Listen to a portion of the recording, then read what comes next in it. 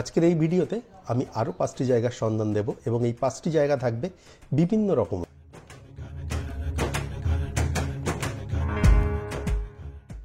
প্রথমেই শুরু করি ব্যাঙ্গালোরের কোথায় খুব আরামে বেশ কিছুক্ষণ সময় কাটাতে পারবেন, অর্থাৎ একেবারে রিল্যাক্সে। তো সেই জন্য যে জায়গাটির কথা মাথায় আসে সেটি হলো কুবন পার্ক।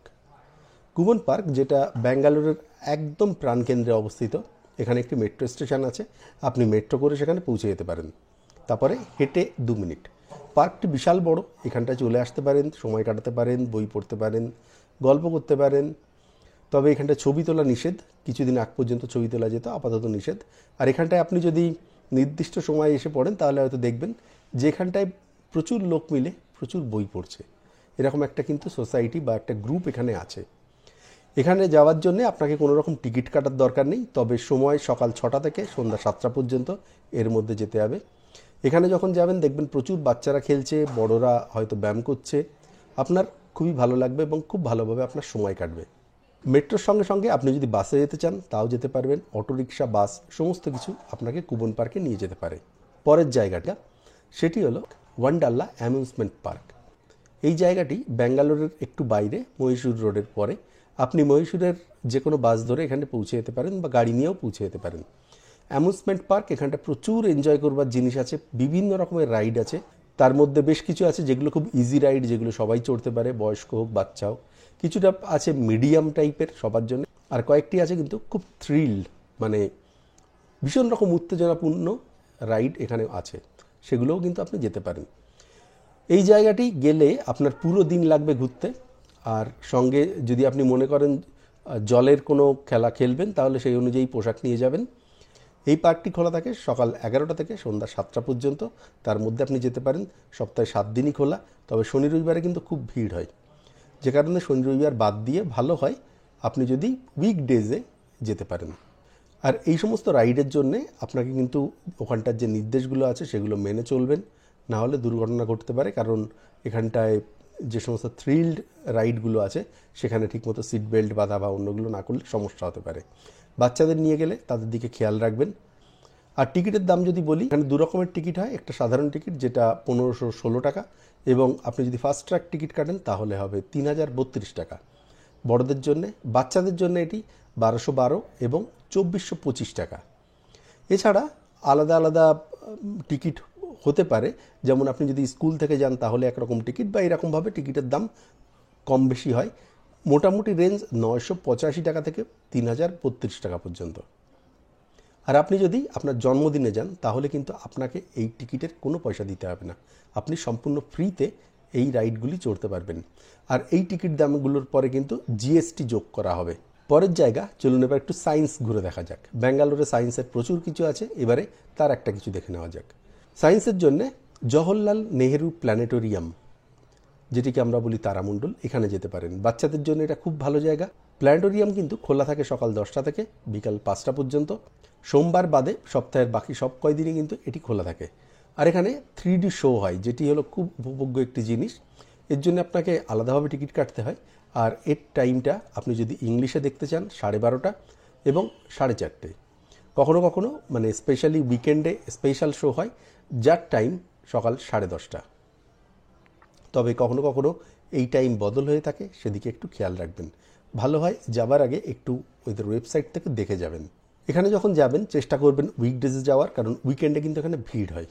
এখানে আপনি গিয়ে ফটো তুলতে পারেন, ফটো তোলার জন্য কোনো রকম বিধিনিষেধ নেই, তবে 3D শো যখন চলে তখন ফটো তোলা নিষেধ। আর এখানে যখন আপনি যাবেন, যদি 3D শো দেখবার ইচ্ছা থাকে, আমি রেকমেন্ড করব অবশ্যই দেখবেন। তখন কিন্তু একটু শীতের পোশাক বা হালকা জ্যাকেট কিছু একটু নিয়ে যাবেন, বা একটু ভারী পোশাক, কারণ এর ভেতরে শীত ঠান্ডাটা খুব বেশি থাকে, যার ফলে অনেক সময় ঠান্ডা লাগে। এখানে দেখবার মতো অনেক কিছু আছে। যদি আপনার বাচ্চাকে শিক্ষামূলক কিছু শেখাতে চান তবে অবশ্যই আমি রেকমেন্ড করব ব্যাঙ্গালোর রেলে এই জায়গাটি একবার ঘুরে দেখতে পারেন। এরপরে চলুন একটু ইতিহাস ঘুরে দেখা যাক। নেক্সট, টিপু সুলতানের প্যালেস। এটি কিন্তু ব্যাঙ্গালোরের ভেতরে আছে। এই প্যালেসটি শিবাজীনগরের কাছাকাছি একটি জায়গায় সোম থেকে শনি সকাল 10টা থেকে বিকাল 6টা পর্যন্ত খোলা থাকে, এবং রবিবার সকাল 8:30 থেকে 5টা পর্যন্ত খোলা থাকে। এখানটায় টিকিটের মূল্য মাথাপিছু 15 টাকা। এটি একটি সম্মানীয় জায়গা, এবং চেষ্টা করবেন এখানে গেলে একটি সম্মানীয় পোশাক পরবার জন্য। এখানে ফটোগ্রাফি অ্যালাউ, আপনি ছবি তুলতে পারেন, তবে কিছু কিছু জায়গার জন্য একটু অনুমতি নেওয়ার প্রয়োজন হয়। আপনি যদি ইতিহাস সম্পর্কে জানতে আগ্রহী হন তবে এই জায়গাটি কিন্তু আপনার জন্য খুবই একটি ভালো জায়গা। এখানে একটি মিউজিয়াম বা জাদুঘর আছে, সেটিও আপনি ঘুরে দেখতে পারেন, আর তার সঙ্গে পুরো জায়গাটি আপনার অবশ্যই ভালো লাগবে। এই প্যালেসের ইতিহাস এবং স্থাপত্য আপনাকে আরও সমৃদ্ধ করবে, আপনি অনেক কিছু জানতে পারবেন।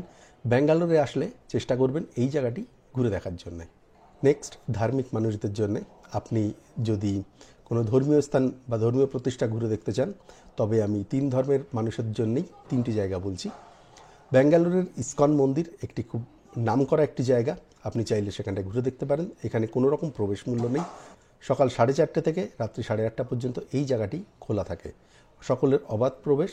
মঙ্গল আরতি, সন্ধ্যা আরতি এরকম সময় বিভিন্ন অনুষ্ঠান বা বিভিন্ন আরতি যখন হয় তখন কিন্তু ভক্তদের এখানটায় উপস্থিতি আরও অনেক বেশি থাকে।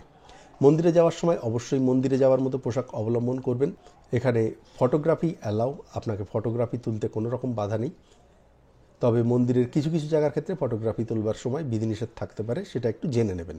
সকল দর্শনার্থীকে এখানে বিনামূল্যে প্রসাদ বিতরণ করা হয়, আপনি সেই প্রসাদ গ্রহণ করতে পারেন। পরের জায়গাটি, আপনি যদি মুসলিম ধর্মাবলম্বী হন তবে আপনি ব্যাঙ্গালোরের সবচেয়ে বড় যে মসজিদ সেটা ঘুরে দেখতে পারেন, সেটি হলো জামিয়া মসজিদ। এটি কেআর মার্কেটে।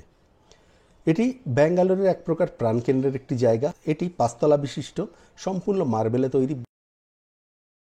এখানে একসঙ্গে 10,000 মানুষ প্রার্থনা করতে পারে। এখানটার সময় সকাল 5টা থেকে রাত্রি 8:30 পর্যন্ত, তার মধ্যে আপনি যে কোনো সময় এখানে ঘুরে আসতে পারেন। আর আপনি যদি এখানে যান এর কাছাকাছি কিন্তু অনেকগুলি ঘুরবার জায়গা আছে, যেমন কুবন পার্ক, লালবাগ, টিপু সুলতানের প্যালেস, এগুলি সবই এর কাছাকাছি জায়গায়। আপনি যদি খ্রিস্টান ধর্মাবলম্বী হন বা না হন, আপনি সেন্ট ম্যারিজ ব্যাসিলিকা, এটি একটি চার্চ, এটি ঘুরে দেখতে পারেন। এটি ব্যাঙ্গালোরের সবচেয়ে বড় এবং সবচেয়ে পুরানো একটি চার্চ। এই জায়গাটি শিবাজীনগরে অবস্থিত। এই চার্চটি 1882 সালে তৈরি হয়েছিল, বিশাল বড় একটি চার্চ। এখানে প্রতি সেপ্টেম্বর মাসে মা মেরির জন্মদিন উপলক্ষে এখানটায় কিছু প্রোগ্রাম হয় যা 10 দিন যাবৎ চলে, এবং এখানে প্রায় 5 লক্ষ মানুষের উপস্থিতি হয় এই সময়। এখানে ইংলিশ, তামিল এবং কানাডা এই 3টি ভাষায় প্রার্থনা হয়ে থাকে। এই ছিল আজকের আরও 5টি পয়েন্ট বা আরও 5টি দর্শনীয় জায়গা। এই দুটো ভিডিও মিলে আমি আপনাকে ব্যাঙ্গালোরের সেরা 10টি জায়গার সন্ধান দিলাম। আপনাদের যদি ভিডিওটি ভালো লাগে তাহলে কমেন্টে জানাবেন, পছন্দ হলে লাইক করবেন, আর চ্যানেলে নতুন হলে সাবস্ক্রাইব করে নিতে পারেন। আপনি যদি আগ্রহী হন কমেন্টে জানাবেন, তাহলে এরপরে আরও নতুন 5টি জায়গার সন্ধান আমি এই চ্যানেলেই ভিডিওর মাধ্যমে আপলোড করব। ভালো থাকবেন, দেখা হচ্ছে এর পরের ভিডিওতে। নমস্কার।